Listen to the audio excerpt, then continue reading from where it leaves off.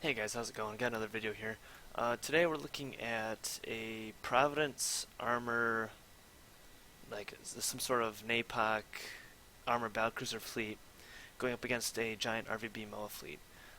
From what I understand, this whole entire fight that takes place is over the good old Fazisav, so that's all fine and dandy.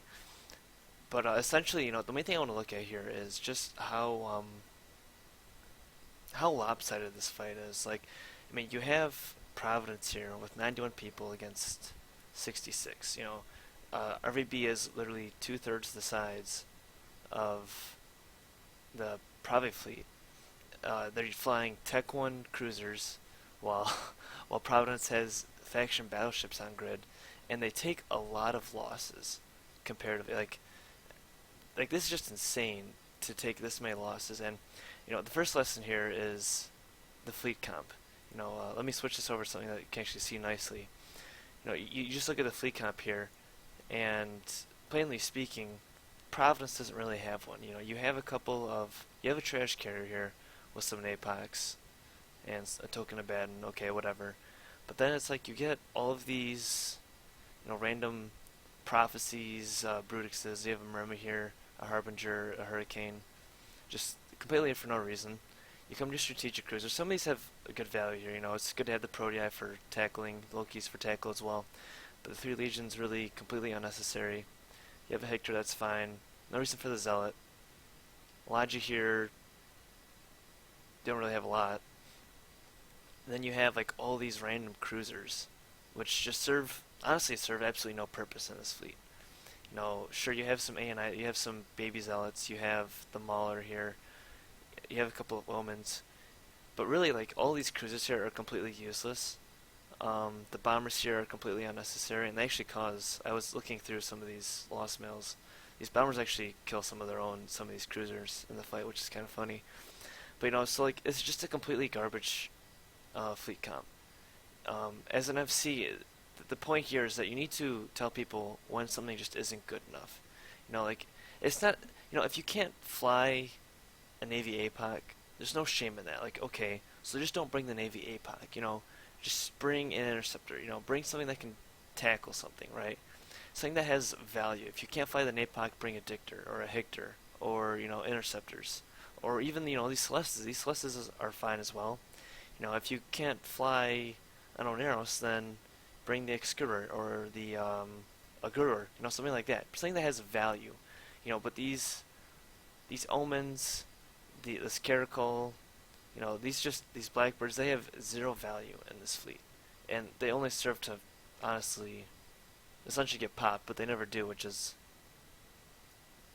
something completely else sets an aside. So, actually, I think they mostly do get popped. Yeah, there's a couple of them that get popped here, and so that's the before we even look at any footage here, that's the first takeaway from this. You look at RvB side, they have, I mean, for as good of a fleet comp as you can get, theirs is pretty solid. They have 1 command ship, they have a Ferox, which I assume is running backup links or who knows what. You have a single recon, you could use more here. You have a couple of Tech 2 logistics, who knows what the Oneros are for. But then you have all moas and all logistics for it, barring the, what, 5 ships here that are just Galente. So this is a very, very good fleet comp. Out of all the ships in here, out of the, what do we have, 66 ships here, you have 7, which really don't have, or you have 7 that don't really have a place here. These 5 Galente ones, the Oneros, and then I have no idea what this Gnosis is for. So, all things aside, RvB is doing a much better job in the fleet comp department. So, that being said, let's just roll straight into this footage. So we can see here that Providence actually set up on a gate, literally at 0, and RvB is going to jump into them. This is actually not a really good spot for Providence to be. Like, it's not necessarily the end of the world to be right here at 0 on this gate. But considering that you're running Napocs here, I wouldn't necessarily want to be directly at 0. I assume that these are pulse pox, and if that's the case, I'd probably want to sit maybe 20, 30 kilometers off of the gate. the main concern with being at 0 on this gate is that these moas somehow get under my tracking and then I can't hit them. So if I'm sitting 20-30 off, I can comfortably hit these guys with multi-freak and just literally plow straight through every single ship here. So they're pretty much going to do that regardless, but that's just one of those things that's an added security benefit, so to speak. So let's go ahead and roll the footage here. The 2500 or so. That first MOA. Shoot the broadcasting MOA. I'm going to turn this down a little bit. It's really loud. Broadcasting second. Tertiary. Keep locking them up. So the one thing I don't like here, a couple things I don't like is first off, I don't really like the fact that he's calling 3 targets at a time. It's really the problem with calling the 3 targets at a time like this. Like these are literally the first targets. As soon as I decloak, he's gonna broadcast them. That's not necessarily a bad idea, but the problem that you run into if you try to broadcast these 3 targets at once is there are gonna be people that are complete idiots and they're literally just gonna shoot every single target in sight. They're gonna shoot. They're gonna just spam control click, lock all these targets in whatever order, and just shoot one, and make sure they get on that kill mail. That's not necessarily well. That is a bad thing because what's gonna happen is it's not necessarily a bad thing in this context because you're literally fighting Tech 1 cruisers that you can pop anyways. But in closer matchups, it can become a very, very huge deal. So that's the first thing I don't like here. The second thing I don't like is that he's shooting this Osprey. I really don't think that they need to shoot Logi at all in this fight. Like, there's a lot of Logi from what we saw, but these Ospreys actually have a better tank than the moas. The moas are have to run an auxiliary current router to run all the guns and then the tank as well. The Ospreys don't have to, so they get a little bit of a better tank. And you make it harder on yourself by trying to shoot the Ospreys, right? Like, I wouldn't expect to lose a lot of damage boats in this fight. I have a Trash Archon on grid. There's a couple of Tech 2 Logi as well. And I'm fighting moas. So I would expect that my Triage Archon can land reps on all my Napocs for sure. I think the one Napoc that dies is just an idiot that doesn't broadcast. And the only thing that's really at threat here might be my Brutixes or the Tech 1 cruisers that I brought with myself, but those ones aren't really doing most of the damage here. So I don't think you need to shoot the MOA, or the Osprey rather. I think you just go straight for MOAs. Focus what you can. Broadcasting a new one. These guys shouldn't have standard loaded either. There's no reason to have standard loaded. You're literally fighting. Well, I can't actually. This guy's actually a zealot or something, so maybe he does need to. You still shouldn't need it though. This is easy multi-freak range for pretty much every single laser ship in the like any pulse ship that's cruiser sized or larger. This is fairly comfortable in multi-freak range. Also, as an aside, notice how he's running 2 tracking computers, but one's tracking speed and one's optimal range. That's pretty stupid. Because what happens with tracking computers is when you run a script in it, the tracking computer or the sensor damper, anything similar to that runs a script in it, it runs 50-50 in terms of, for the tracking computer, optimal range and then tracking speed. So when you put the script in, it takes so when it's running a script, it only goes 100% to one way. So essentially what's happening here is that by running both of these 2 scripts like this, like you're not doing anything, so to speak. Like if you have to don't quote me on this, but I believe if you run it with the scripts like this, you actually do get a little bit more effectiveness out of it compared if both of them weren't scripted, because of how stacking penalties work. However, in a situation like this, you shouldn't need to run both of these. You should be running tracking speed on both of these.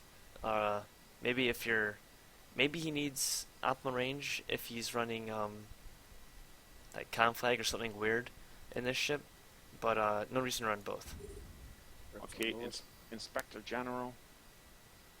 So that's something where if you're the FC, you need to make sure that people aren't stupid in doing that. It's one of those things that I think a lot of people overlook, but people in this game are pretty stupid. Like, they literally just want to orbit you, click on the targets you tell them to, and then hit F1 to get the kill mail. So. Kudo. Okay, S, jump through and reapproach Broadcasting the game. tertiary. I actually don't see this Triage Slip. Archon on grid, so this might be how the first Napoc dies. There's no Sino either, and the guy was just making mention of jumping through and putting up a Sino, so that might be what's happening here. Hudo. Guys, did you see that Hudo already had half shield damage? Secondary. Hudo, then Matos. Broadcasting new This secondary. guy makes mention Primary of Matos, secondary being then shot Pharaoh. first. This is what happens when you shoot targets very quickly. Like, there's nothing wrong, you know, in terms of calling targets here. There's nothing wrong with literally just calling 2 targets at a time, and then as soon as depending on what ship you're in, basically what's going to happen as soon as these Napocs lock them up, they're going to melt. So if you're in a ship that's roughly the scan res of a MOA, like what I would do is essentially as soon as I lock one of these MOAs up, if I'm in a damnation, as soon as I lock the MOA up that I just called primary, I'm probably going to be calling another one, or need to broadcast another one, because that's how quick that they're going to be melting here. So either you need to do that to where you essentially you're essentially constantly locking and constantly firing, and you're not just locking, like broadcasting them all in bunches like we did in the beginning, or you need to, what you could say here is basically sort these A to Z and just free fire on all MOAs, because we have a lot of damage and these things have 0 tank. Broadcasting a tertiary. Focus ready. Just something to keep in mind. Everything on Matos. You're ready to switch. 1, 2, 3, switch. Switch to the Yugen. Nail the Yugen. That's fine. I was gonna say, why in the world is he trying to coordinate fire? But if it's on the Huygen, like you can see how quick, secondary. you can see how fast that Huygen just melted, and that Huygen has a much larger tank than these MOAs. Like, if you just have any sort of coordination, like any small amount of coordination on your fire, on your damage, you're gonna melt every single ship here. Bunny. So. Rough. So shooting Ospreys here in that regard is a complete waste, because these MOAs literally will melt easily. He hit Bunny, then hit The Slides. Huygen was pretty stupid in being so far away, because it actually made it easier for these Napocs to hit him. Secondary. But Hit Slides. Focus fire, please. these Ospreys are just a complete Don't waste forget of you time. put it on Osprey deep. This is just a complete waste of time, because you're doing absolutely nothing to these MOAs. These MOAs are getting this chance to shoot whatever they want on your grid. You have so few logistics, and I don't see an Archon on this grid yet. So these MOAs are literally shooting whatever they want, and they're killing it, and you're doing nothing to stop that. Right? Like, there is no reason whatsoever need to shoot Ospreys here. You know, you can kill them. For some reason this Osprey caught some reps, but he's gonna die. Like, it's a foregone conclusion. You're going to blow up every single thing on this grid, regardless of what's going on. So why waste time? Why waste time getting rid of the logistics here when you can just get rid of the damage boats and you reduce the amount of losses that you're taking as well. Secondary cost. You only need to shoot Logi when you can't kill damage boats, or when you think that later on into the fight you're not going to be able to kill damage boats. You can see this guy. So this guy is in the Legion, and you can see he's swapped over to. Why the hell is he in the Legion? Whatever. So you can see he finally switched over to Multi-Freak, and he's probably going to absolutely. I haven't paid attention to his damage because it's all the way over here. Primary. Like, he's going to Herf Blurfs now, so.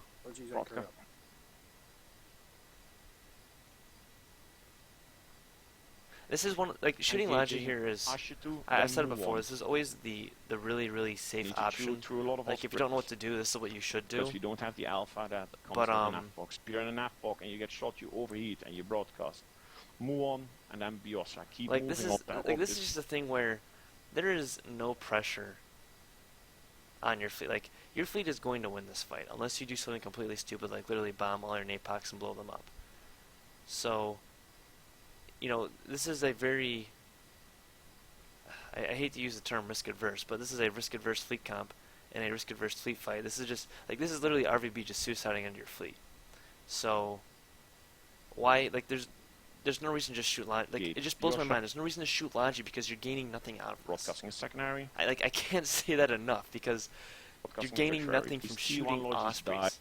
There's literally flies. nothing So to that's be good gained. if you You put have the home, like, you are in your own space. You are running higher tier ships. You're doing more damage. You have a better tank. You have more people. You have more people, and you're bringing in capitals as well. Like, there is no. How you think you're gonna possibly lose this fight, and where you might need to shoot Logi? I don't know.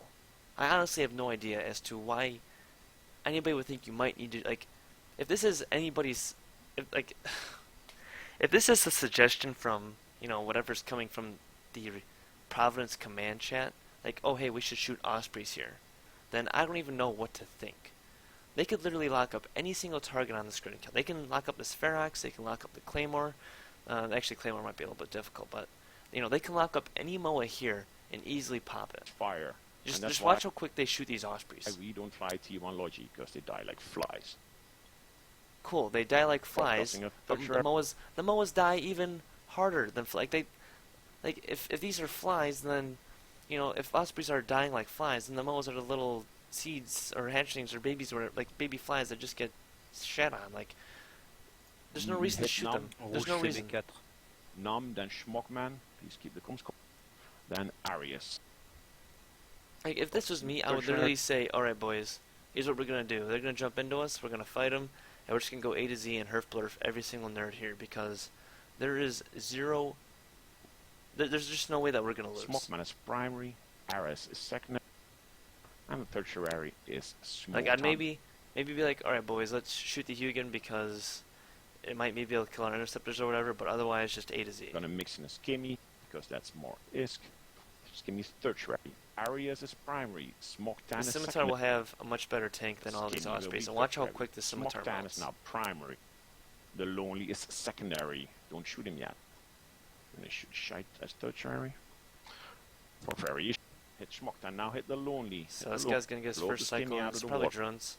First and cycle. This guide from Namu. Broadcasting you guys a secondary, a tertiary now.